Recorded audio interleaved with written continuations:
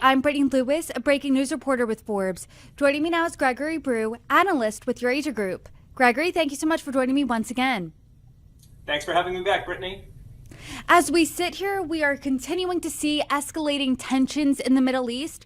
Just over the past week, we saw a leader from Hezbollah and a leader of Hamas get killed. And over the weekend, Secretary of State Antony Blinken reportedly said that Israel should expect a response from both Hezbollah and Iran in the next couple of days. So can you talk about the moment that we're in right now?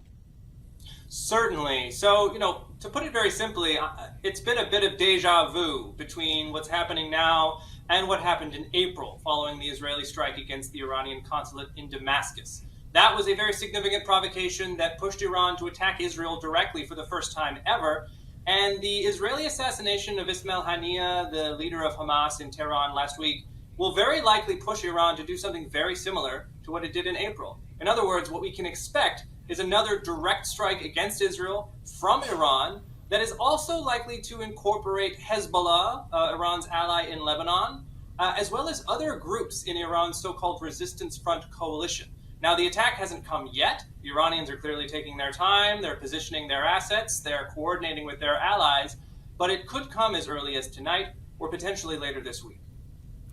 Aside from the timing of the attack, which should be coming pretty imminently, is there anything else you know about what to expect? Well, I think it's quite likely that we'll see something along the lines of what we saw in April, when Iran launched more than 300 ballistic missiles, cruise missiles, and drones directly at Israel. Now, we are likely to see something different. It's a little hard to know what the details are. Obviously, the Iranians aren't publicizing any of their plans. But based on what I've seen, based on what I've heard, and based on the way in which Iran is treating this provocation, I think it is more likely that the Iranians will try to do real damage with this attack.